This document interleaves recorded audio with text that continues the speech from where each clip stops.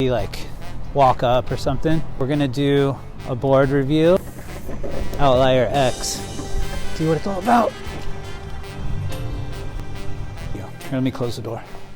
Why do you always wear sunglasses in your videos, but they're prescription? Sometimes it just works out that way.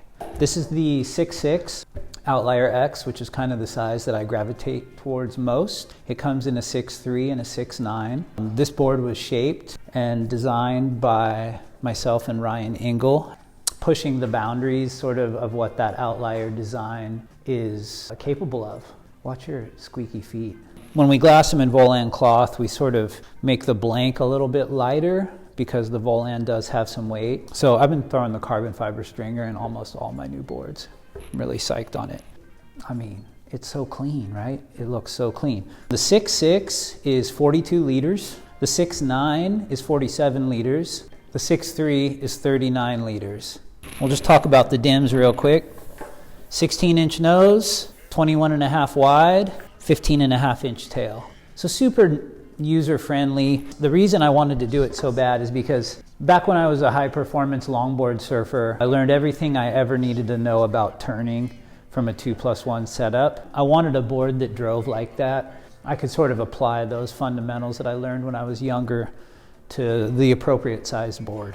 You know, high performance longboarding, I don't have any beef with it at all. I still do it from time to time, but I think like the intention behind one of those boards is sort of what you should do with this. I mean, it's kind of a similar outline to the original OUTLIER. It just has a little bit more of a performance rocker. It's not like a shortboard. It's not like a haul. It's just kind of that nice in-between performance, super easy to ride rocker. When I got this board, I was flipping out because everything I sort of wanted the OUTLIER to do, I was just instantly doing on this board. Just carrying speed, pushing off the fins, driving around. It just feels incredible. Mind-blowing incredible. It's a true single to double concave, which to me is very predictable. I grew up riding that on all my shortboards. I grew up riding that on my high performance longboards. And so getting back on this board, it was like home. This board does come in a few different laminations. We do have some here. That has that carbon rail, carbon stringer. Are you far enough back?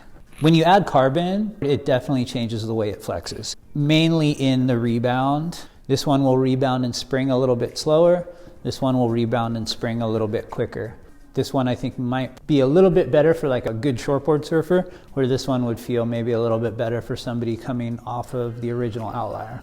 We got this one. Are you getting the whole board in there? 6'9". This one is a 6'9". That thing's beautiful. 6'6". I'm really psyched on these. The rails on the original OUTLIER were very hard to very, very soft with all that roll in the nose. You know, that was more of like kind of a tamed down version of a hull. This is nothing like that.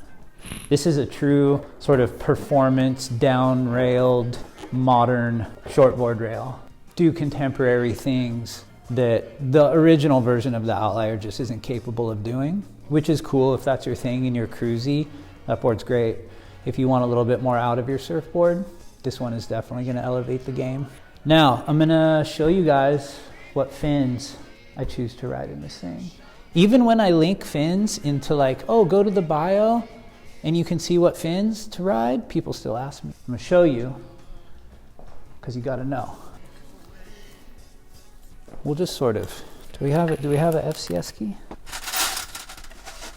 This is so good. I mean, this is amazing. I haven't made a fin for this board yet, but for now I'm using the Neil Purchase Jr. Flying Diamonds 725, which I'm very happy with. For my sides, I'm using my Sky Limit side bites, which are a fin that I've been riding pretty much my whole life. Even in my high performance longboards, I would fin my side bites with very small fins. And I feel like if you want your board to feel a little more traditional, I feel like you can kind of go bigger in your center fin and smaller in your side bites and kind of get your board to sort of operate a little bit more like a single fin. But hey, what do I know? I feel like when you start putting a lot of fins in your board, shit gets complicated. Flying Diamonds. We'll talk a little bit about placement. This is just what I was told back in the day, and I used to do it all the time on my high performance longboards. It made sense to me back then, and it always felt good. I would sort of pull the tape across and then sort of like mark where the back of the fins were on the box. And then I would sort of put my fin about an inch behind here. That was like a Donald Takayama thing that he instructed me on. And when I look at that, I go, damn, that looks right. If you were more of a shortboarder, I'd say you could ride bigger side fins and a smaller center fin. If you're more of a longboarder, I'd ride small side fins and a bigger center fin. That's just my personal opinion. I usually will gravitate towards this fin setup. And this ultimately is the fin setup that I rode when I was designing this board and falling in love with this design. 2024 OUTLIER X. You can get this board through cjnelsondesigns.com. You can download the whole Thunderbolt catalog. You can inquire about these through info@subtotaldistribution.com. You can always cruise into the Crime Store, Modern Beach Supply website and buy these babies. They're going quick.